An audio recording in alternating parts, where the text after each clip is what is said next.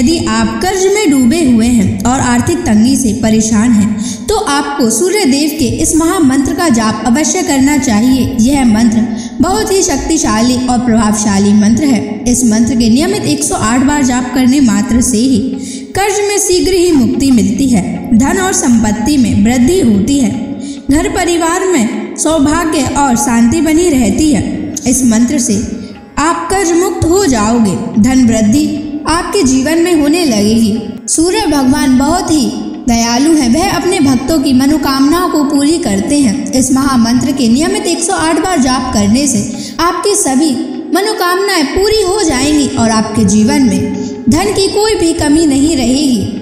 आप अपने जीवन में उन्नति प्राप्त करेंगे, आपको हमेशा सफलता ही प्राप्त होगी। इसलिए प्यारे भक्तों, इस मंत्र को साधारण समझने की गलती बिल्कुल भी ना करें।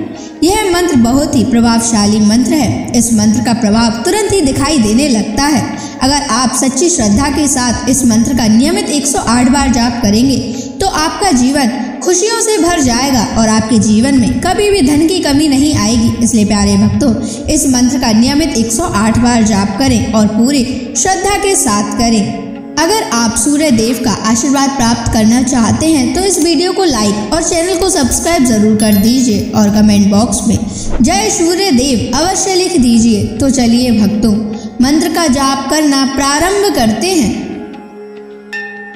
ओम ह्रीं श्रीं सूर्याय सहस्र तेजसे महाधन प्रदायकाय नमः। ओम ह्रीं श्रीं सूर्याय सहस्र तेजसे महाधन प्रदायकाय नमः। ओम ह्रीं श्रीं सूर्याय सहस्र तेजसे महाधन प्रदायकाय नमः। ओम ह्रीं श्रीं सूर्याय सहस्र तेजसे महाधन प्रदायकाय नमः। ओम ह्रीं श्रीं सूर्याय सहस्र तेजसे महाधन प्रदायकाय नमः। ओम ह्रीं श्रीं सूर्याय सहस्र तेजसे महाधन प्रदायकाय नमः। ओम ह्रीं श्रीं सूर्याय सहस्र तेजसे महाधन प्रदायकाय नमः। ओम ह्रीं श्रीं सूर्याय सहस्र तेजसे महाधन प्रदायकाय नमः। ओम ह्रीं श्रीं सूर्याय सहस्र तेजसे महाधन प्रदायकाय नमः। ओम ह्रीं श्रीं सूर्याय सहस्र तेजसे महाधनप्रदायकाय नमः। ॐ ह्रीं श्रीं सूर्याय सहस्रतेजसे महाधनप्रदायकाय नमः। ॐ ह्रीं श्रीं सूर्याय सहस्रतेजसे महाधनप्रदायकाय नमः।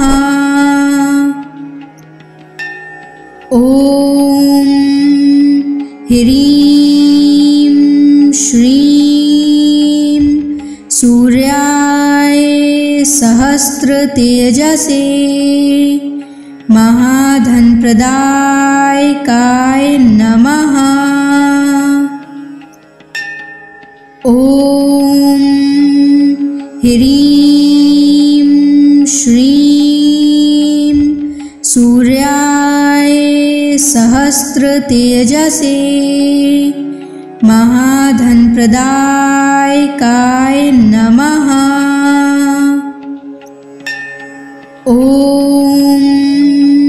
ह्रीं श्रीं सूर्याय सहस्रतेजसे महाधनप्रदायकाय नमः।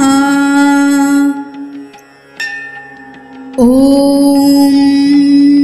ह्रीं श्रीं सूर्याय सहस्रतेजसे महाधनप्रदायकाय नमः। ॐ ह्रीं श्रीं सूर्याय सहस्रतेजसे महाधनप्रदायकाय नमः। ॐ ह्रीं श्रीं सूर्याय सहस्रतेजसे महाधनप्रदायकाय नमः। ॐ ह्रीं श्रीं सूर्याय सहस्रतेजसे महाधनप्रदायकाय नमः। ॐ ह्रीं श्रीं सूर्याय सहस्रतेजसे महाधनप्रदायकाय नमः। ॐ ह्रीं श्रीं सूर्याय सहस्रतेजसे महाधनप्रदायकाय नमः। ॐ ह्रीं श्रीं सूर्याय सहस्रतेजसे महाधनप्रदायकाय नमः। ॐ ह्रीं श्रीं सूर्याय सहस्रतेजसे महाधनप्रदायकाय नमः। ॐ ह्रीं श्रीं सूर्याय सहस्रतेजसे महाधनप्रदायकाय नमः। ॐ ह्रीं श्रीं सूर्याय सहस्रतेजसे महाधनप्रदायकाय नमः। ॐ ह्रीं श्रीं सूर्याय सहस्रतेजसे महाधनप्रदायकाय नमः। ॐ ह्रीं श्रीं सूर्याय सहस्रतेजसे महाधनप्रदायकाय नमः। ॐ ह्रीं श्रीं सूर्याय सहस्रतेजसे महाधनप्रदायकाय नमः। ॐ ह्रीं श्रीं सूर्याय सहस्रतेजसे महाधनप्रदायकाय नमः। ॐ ह्रीं श्रीं सूर्याय सहस्रतेजसे महाधनप्रदायकाय नमः। ॐ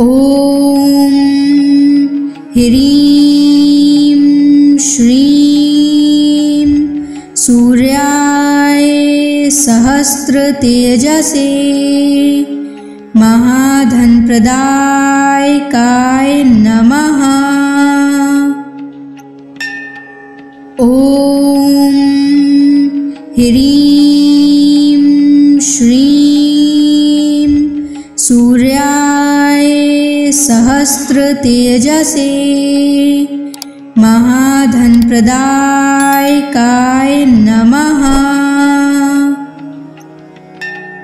ॐ ह्रीं श्रीं सूर्याय सहस्रतेजसे महाधनप्रदायकाय नमः। ॐ ह्रीं श्रीं सूर्याय सहस्रतेजसे महाधनप्रदायकाय नमः। ॐ ह्रीं श्रीं सूर्याय सहस्रतेजसे महाधनप्रदायकाय नमः। ॐ ह्रीं श्रीं सूर्याय सहस्रतेजसे महाधनप्रदायकाय नमः। ॐ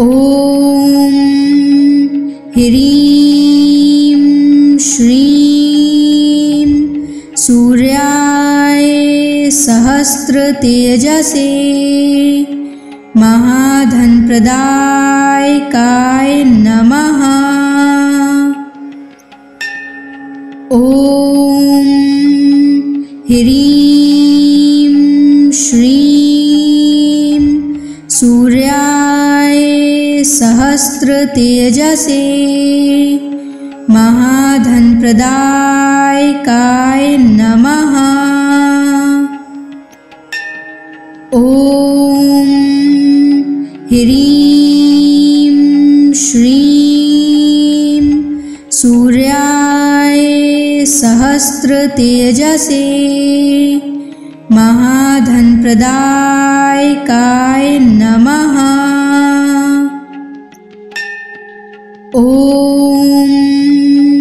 ह्रीं श्रीं सूर्याय सहस्रतेजसे महाधनप्रदायकाय नमः। ॐ ह्रीं श्रीं सूर्याय सहस्रतेजसे महाधनप्रदायकाय नमः। ॐ ह्रीं श्रीं सूर्याय सहस्रतेजसे महाधनप्रदायकाय नमः। ॐ ह्रीं श्रीं सूर्याय सहस्रतेजसे महाधनप्रदायकाय नमः। ॐ ह्रीं श्रीं सूर्याय सहस्रतेजसे महाधनप्रदायकाय नमः। ॐ ह्रीं श्रीं सूर्याय सहस्रतेजसे महाधनप्रदायकाय नमः। ॐ ह्रीं श्रीं सूर्याय सहस्रतेजसे महाधनप्रदायकाय नमः। ॐ ह्रीं श्रीं सूर्याय सहस्रतेजसे महाधनप्रदायकाय नमः। ॐ ह्रीं श्रीं सूर्याय सहस्रतेजसे महाधनप्रदायकाय नमः। ॐ ह्रीं श्रीं सूर्याय सहस्रतेजसे महाधनप्रदायकाय नमः। ॐ ह्रीं श्रीं सूर्याय सहस्रतेजसे महाधनप्रदायकाय नमः। ॐ ह्रीं श्रीं सूर्याय सहस्रतेजसे महाधनप्रदायकाय नमः। ॐ ह्रीं श्रीं सूर्याय सहस्रतेजसे महाधनप्रदायकाय नमः।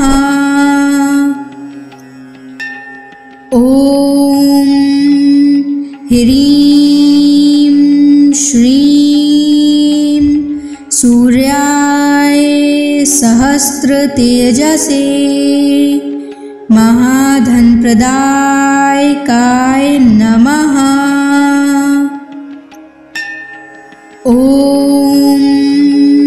ह्रीं श्रीं सूर्याय सहस्रतेजसे महाधनप्रदायकाय नमः। ॐ ह्रीं श्रीं सूर्याय सहस्रतेजसे महाधनप्रदायकाय नमः। ॐ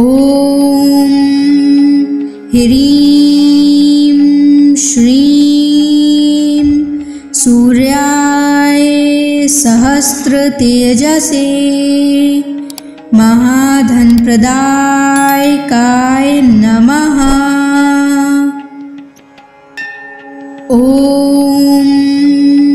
ह्रीं श्रीं सूर्याय सहस्रतेजसे महाधनप्रदायकाय नमः। ॐ ह्रीं श्रीं सूर्याय सहस्रतेजसे महाधनप्रदायकाय नमः। ॐ ह्रीं श्रीं सूर्याय सहस्रतेजसे महाधनप्रदायकाय नमः। ॐ ह्रीं श्रीं सूर्याय सहस्रतेजसे महाधनप्रदायकाय नमः। ॐ ह्रीं श्रीं सूर्याय सहस्रतेजसे महाधनप्रदायकाय नमः। ॐ ह्रीं श्रीं सूर्याय सहस्रतेजसे महाधनप्रदायकाय नमः। ॐ ह्रीं श्रीं सूर्याय सहस्रतेजसे महाधनप्रदायकाय नमः। ॐ ह्रीं श्रीं सूर्याय सहस्रतेजसे महाधनप्रदायकाय नमः। ॐ ह्रीं श्रीं सूर्याय सहस्रतेजसे महाधनप्रदायकाय नमः। ॐ ह्रीं श्रीं सूर्याय सहस्रतेजसे महाधनप्रदायकाय नमः। ॐ ह्रीं श्रीं सूर्याय सहस्रतेजसे महाधनप्रदायकाय नमः। ॐ ह्रीं श्रीं सूर्याय सहस्रतेजसे महाधनप्रदायकाय नमः। ॐ ह्रीं श्रीं सूर्याय सहस्रतेजसे महाधनप्रदायकाय नमः। ॐ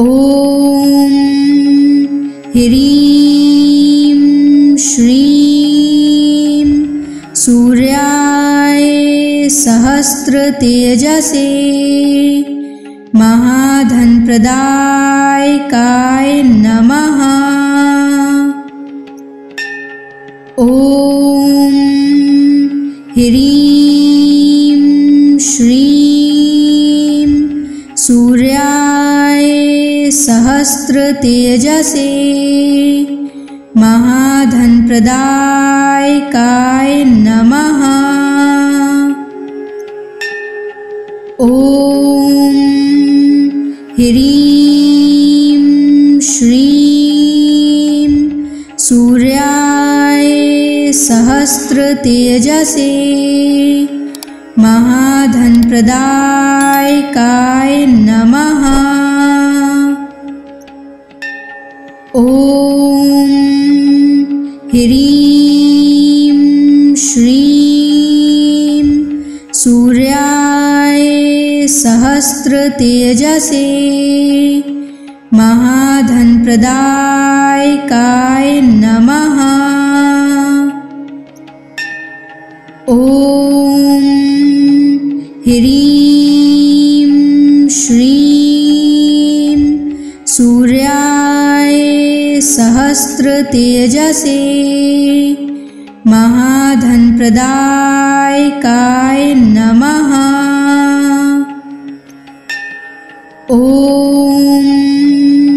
ह्रीं श्रीं सूर्याय सहस्रतेजसे महाधनप्रदायकाय नमः। ॐ ह्रीं श्रीं सूर्याय सहस्रतेजसे महाधनप्रदायकाय नमः। ॐ ह्रीं श्रीं सूर्याय सहस्रतेजसे महाधनप्रदायकाय नमः। ॐ ह्रीं श्रीं सूर्याय सहस्रतेजसे महाधनप्रदायकाय नमः। ॐ ह्रीं श्रीं सूर्याय सहस्रतेजसे महाधनप्रदायकाय नमः। ॐ ह्रीं श्रीं सूर्याय सहस्रतेजसे महाधनप्रदायकाय नमः। ॐ ह्रीं श्रीं सूर्याय सहस्रतेजसे महाधनप्रदायकाय नमः। ॐ ह्रीं श्रीं सूर्याय सहस्रतेजसे महाधनप्रदायकाय नमः।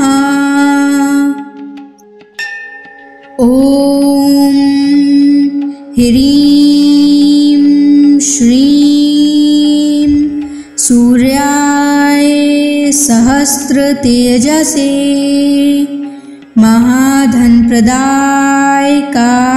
नमः। ॐ ह्रीं श्रीं सूर्याय सहस्रतेजसे महाधनप्रदायकाय नमः। ॐ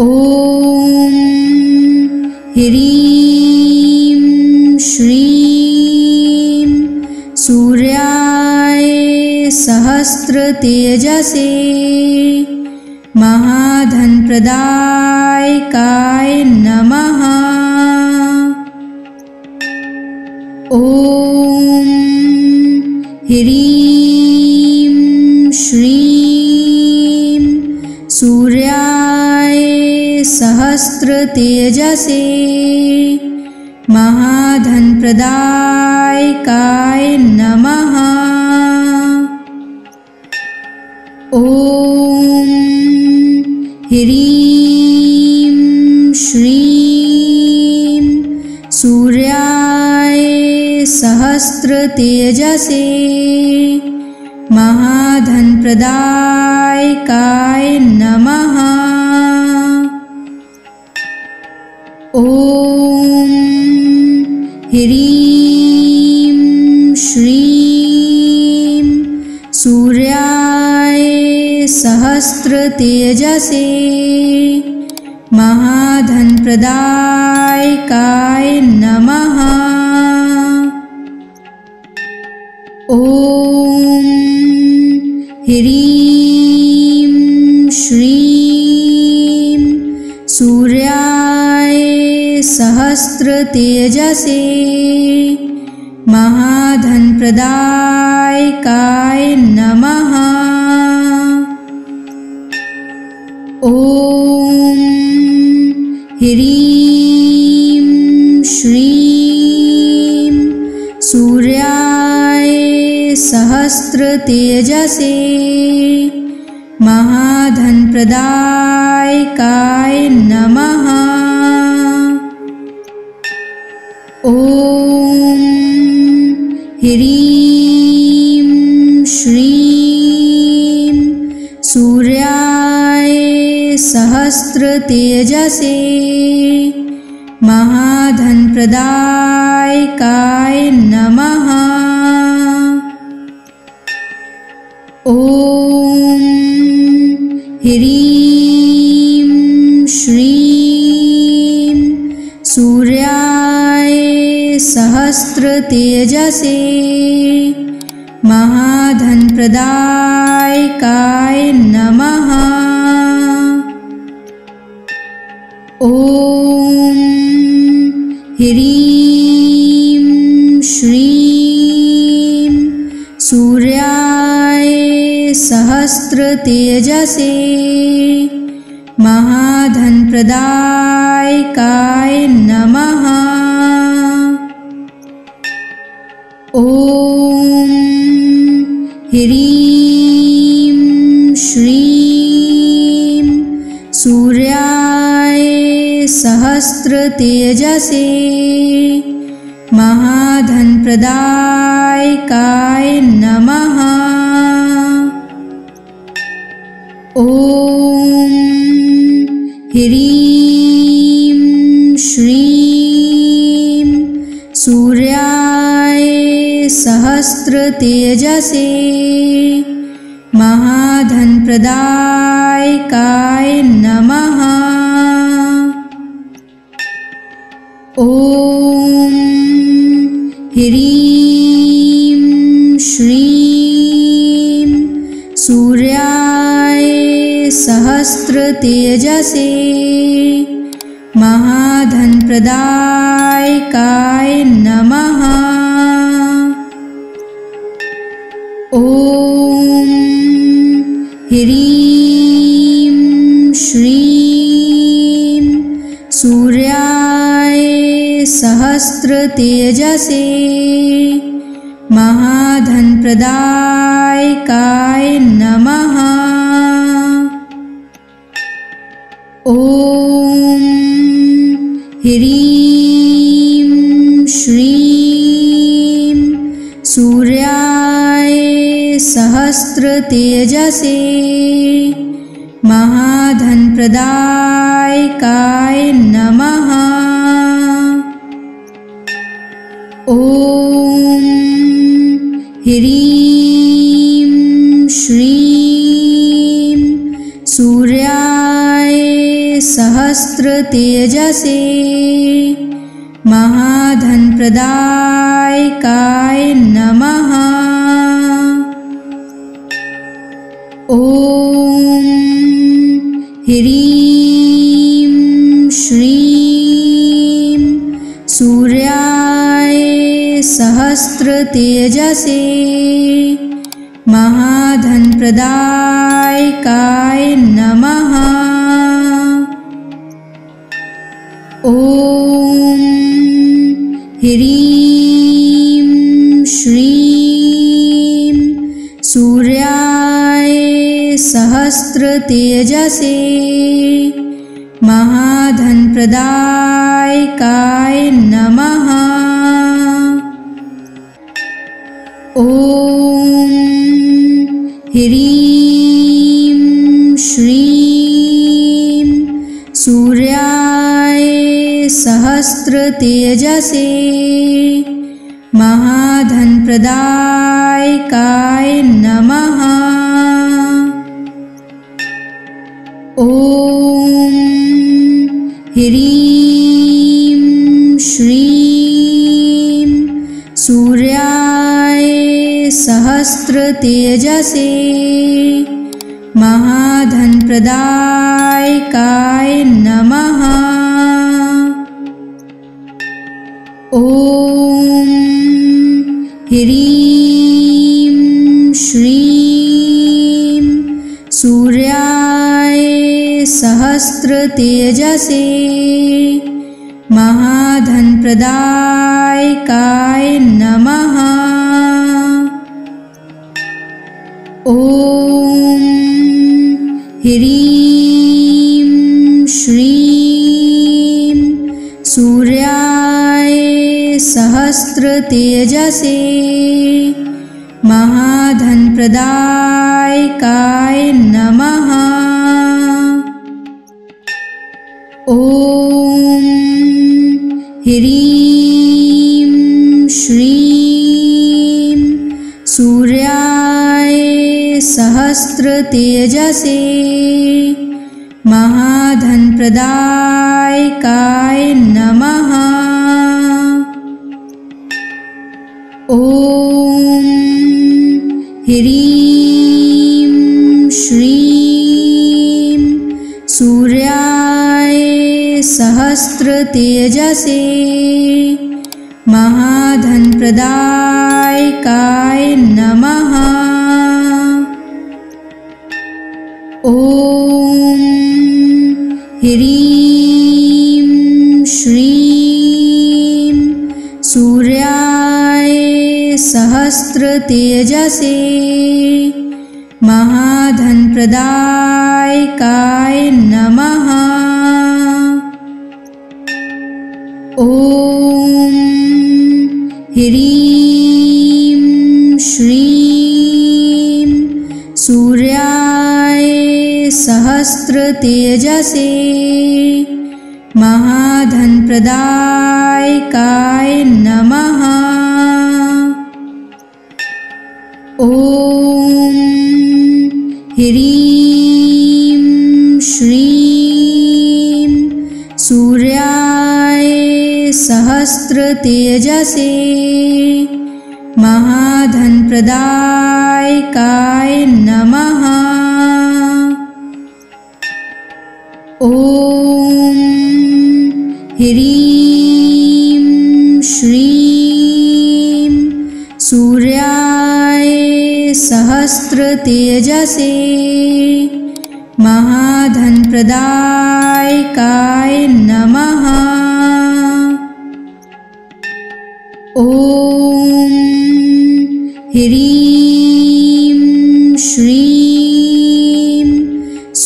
सूर्याय सहस्रतेजसे महाधनप्रदायकाय नमः।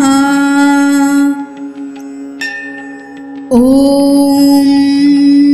ह्रीं श्रीं सूर्याय सहस्रतेजसे महाधनप्रदायकाय नमः। ॐ ह्रीं श्रीं सूर्याय सहस्रतेजसे महाधनप्रदायकाय नमः। ॐ ह्रीं श्रीं सूर्याय सहस्रतेजसे महाधनप्रदायकाय नमः। ॐ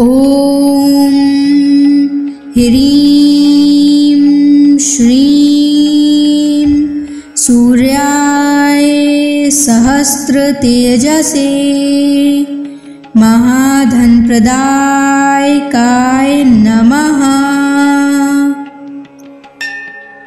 ॐ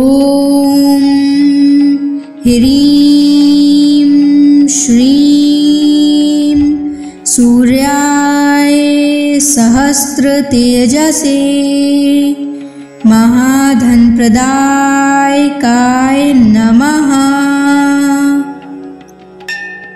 ॐ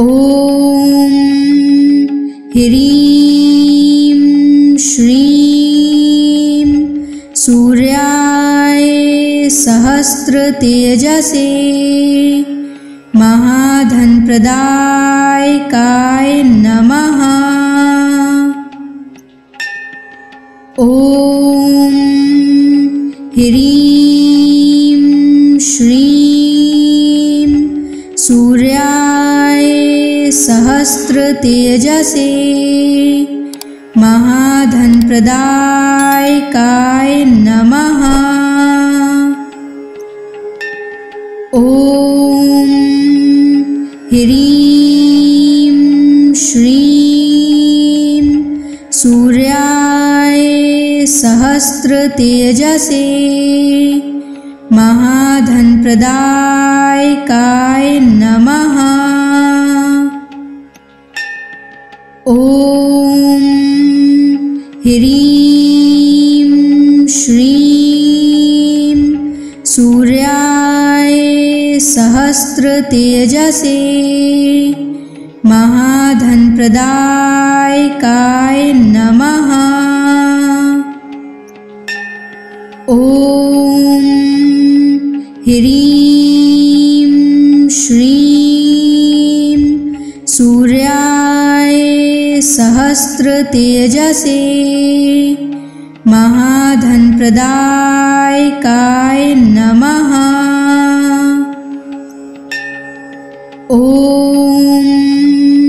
ह्रीं श्रीं सूर्याय सहस्रतेजसे महाधनप्रदायकाय नमः।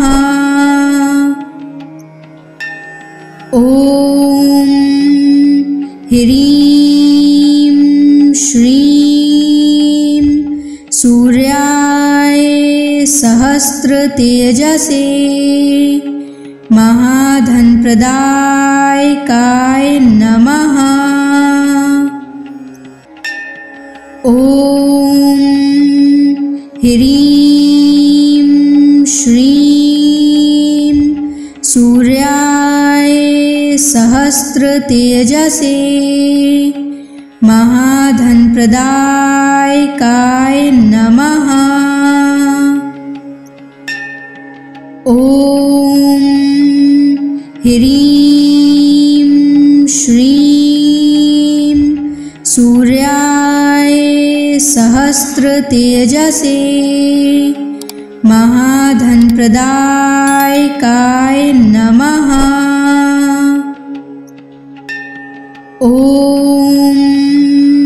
ह्रीं श्रीं सूर्याय सहस्रतेजसे महाधनप्रदायकाय नमः। ॐ ह्रीं श्रीं सूर्याय सहस्रतेजसे महाधनप्रदायकाय नमः। ॐ ह्रीं श्रीं सूर्याय सहस्रतेजसे महाधनप्रदायकाय नमः। ॐ ह्रीं श्रीं सूर्याय सहस्रतेजसे महाधनप्रदायकाय नमः। ॐ ह्रीं श्रीं सूर्याय सहस्रतेजसे महाधनप्रदायकाय नमः। ॐ ह्रीं श्रीं सूर्याय सहस्रतेजसे महाधनप्रदायकाय नमः। ॐ ह्रीं श्रीं सूर्याय सहस्रतेजसे महाधनप्रदायकाय नमः। ॐ ह्रीं श्रीं सूर्याय सहस्रतेजसे महाधनप्रदायकाय नमः। ॐ ह्रीं श्रीं सूर्याय सहस्रतेजसे महाधनप्रदायकाय नमः। ॐ ह्रीं श्रीं सूर्याय सहस्रतेजसे महाधनप्रदायकाय नमः। ॐ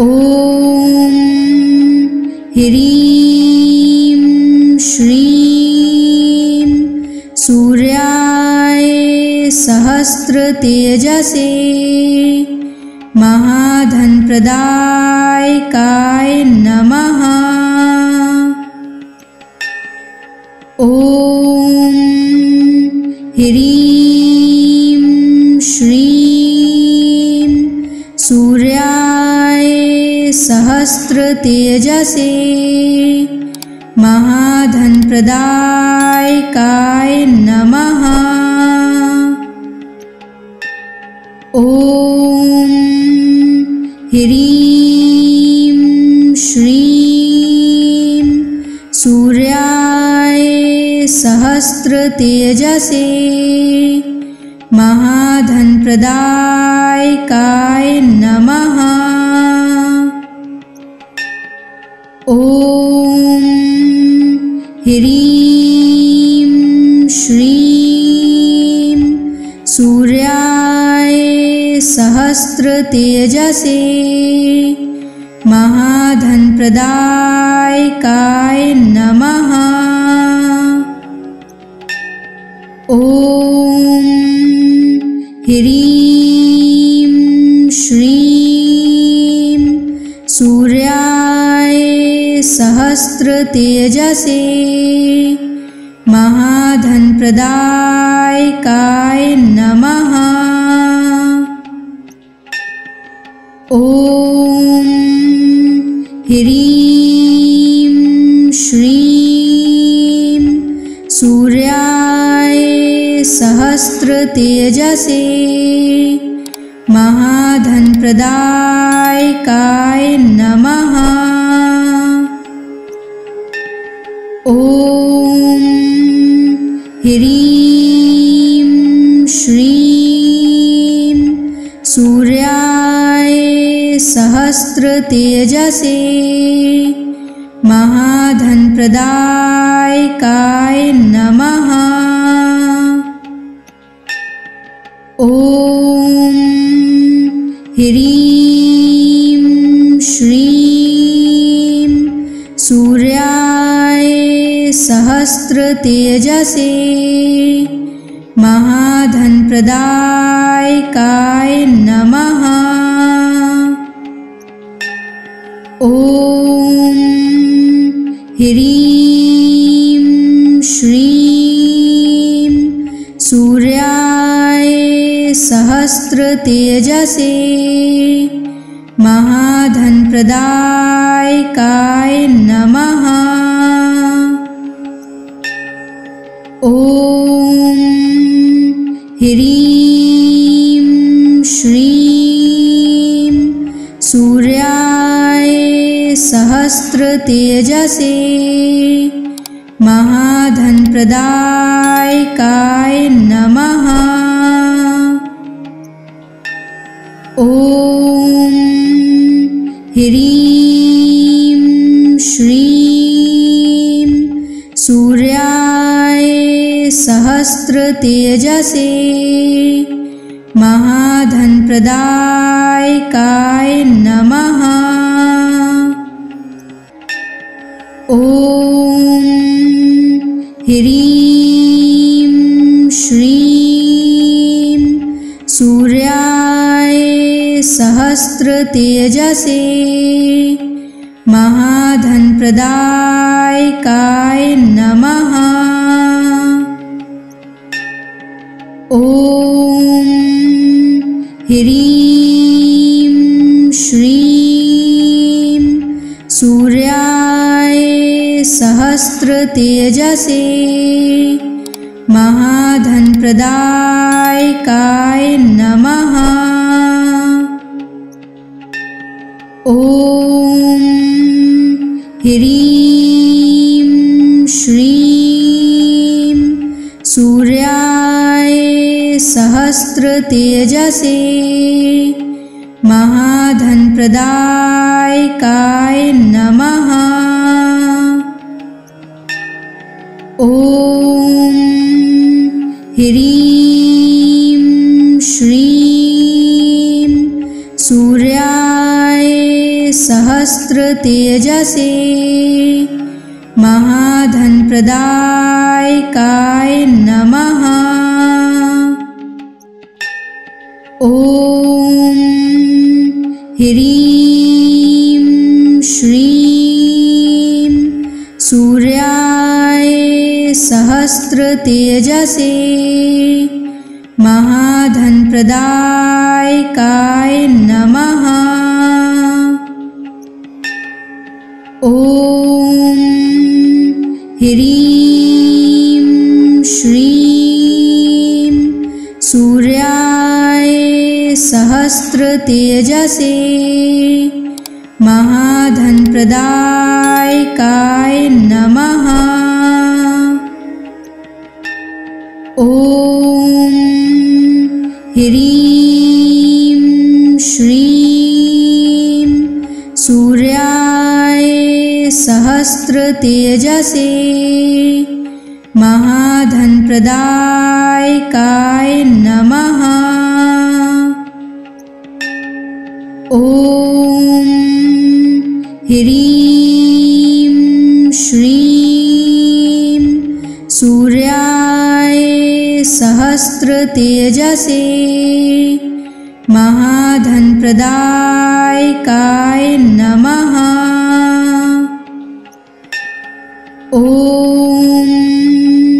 ह्रीं श्रीं सूर्याय सहस्रतेजसे महाधनप्रदायकाय नमः। ॐ ह्रीं श्रीं सूर्याय सहस्रतेजसे महाधनप्रदायकाय नमः। ॐ ह्रीं श्रीं सूर्याय सहस्रतेजसे महाधनप्रदायकाय नमः। ॐ ह्रीं श्रीं सूर्याय सहस्रतेजसे महाधनप्रदायकाय नमः। ॐ ह्रीं श्रीं सूर्याय सहस्रतेजसे महाधनप्रदायकाय नमः। ॐ ह्रीं श्रीं सूर्याय सहस्रतेजसे महाधनप्रदायकाय नमः। ॐ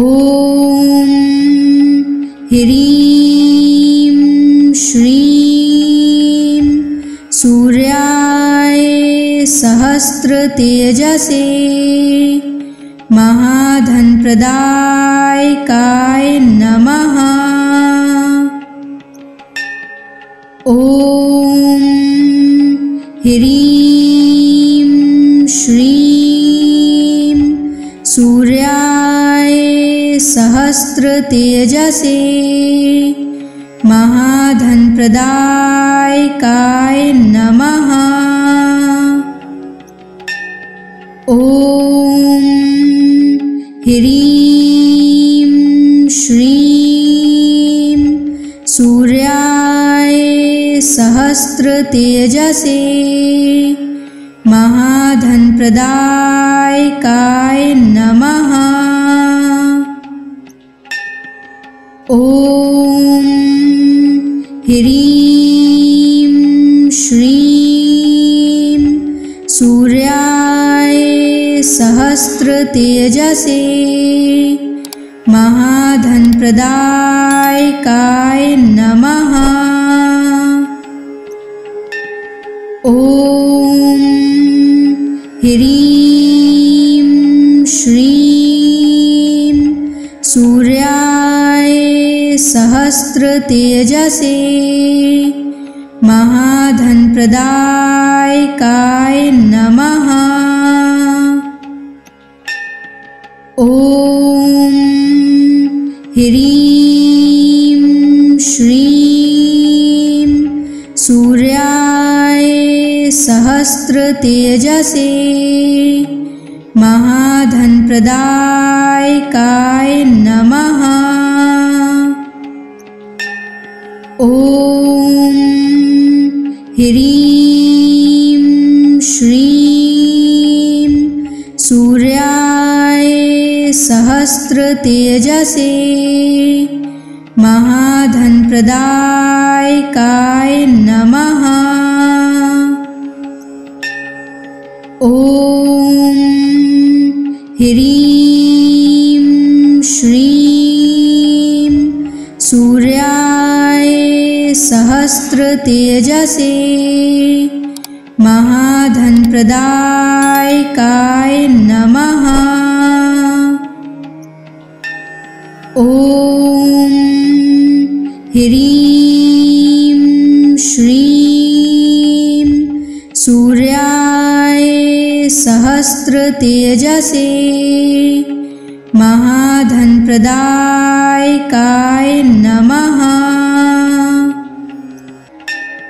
ॐ ह्रीं श्रीं सूर्याय सहस्रतेजसे महाधनप्रदायकाय नमः। ॐ ह्रीं श्रीं सूर्याय सहस्रतेजसे महाधनप्रदायकाय नमः। ॐ ह्रीं श्रीं सूर्याय सहस्रतेजसे महाधनप्रदायकाय नमः। ॐ ह्रीं श्रीं सूर्याय सहस्रतेजसे महाधनप्रदायकाय नमः। ॐ ह्रीं श्रीं सूर्याय सहस्रतेजसे महाधनप्रदायकाय नमः। ॐ ह्रीं श्रीं सूर्याय सहस्रतेजसे महाधनप्रदायकाय नमः। ॐ ह्रीं श्रीं सूर्याय सहस्रतेजसे महाधनप्रदायकाय नमः। ॐ ह्रीं श्रीं सूर्याय सहस्रतेजसे महाधनप्रदायकाय नमः। ॐ ह्रीं श्रीं सूर्याय सहस्रतेजसे महाधनप्रदायकाय नमः। ॐ ह्रीं श्रीं सूर्याय सहस्रतेजसे महाधनप्रदायकाय नमः। ॐ ह्रीं श्रीं सूर्याय सहस्रतेजसे महाधनप्रदायकाय नमः। ॐ ह्रीं श्रीं सूर्याय सहस्रतेजसे महाधनप्रदायकाय नमः। ॐ ह्रीं श्रीं सूर्याय सहस्रतेजसे महाधनप्रदायकाय नमः। ॐ ह्रीं श्रीं सूर्याय सहस्रतेजसे महाधनप्रदायकाय नमः।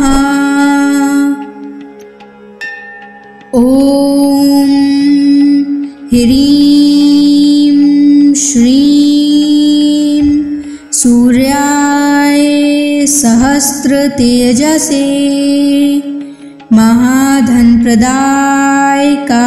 नमः। ॐ ह्रीं श्रीं सूर्याय सहस्रतेजसे महाधनप्रदायकाय नमः। ॐ ह्रीं श्रीं सूर्याय सहस्रतेजसे महाधनप्रदायकाय नमः। ॐ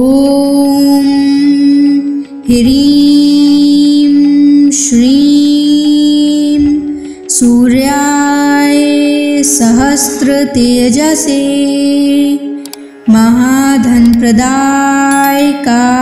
नमः। ॐ ह्रीं श्रीं सूर्याय सहस्रतेजसे महाधनप्रदायकाय नमः। ॐ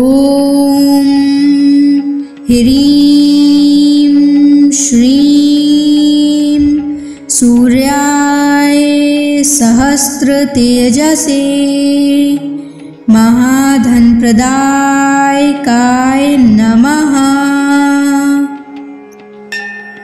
ॐ ह्रीं श्रीं सूर्याय सहस्रतेजसे महाधनप्रदायकाय नमः। ॐ ह्रीं श्रीं सूर्याय सहस्रतेजसे महाधनप्रदायकाय नमः। ॐ ह्रीं श्रीं सूर्याय सहस्रतेजसे महाधनप्रदायकाय नमः। ॐ ह्रीं श्रीं सूर्याय सहस्रतेजसे महाधनप्रदायकाय नमः। ॐ ह्रीं श्रीं सूर्याय सहस्रतेजसे महाधनप्रदायकाय नमः। ॐ ह्रीं श्रीं सूर्याय सहस्रतेजसे महाधनप्रदायकाय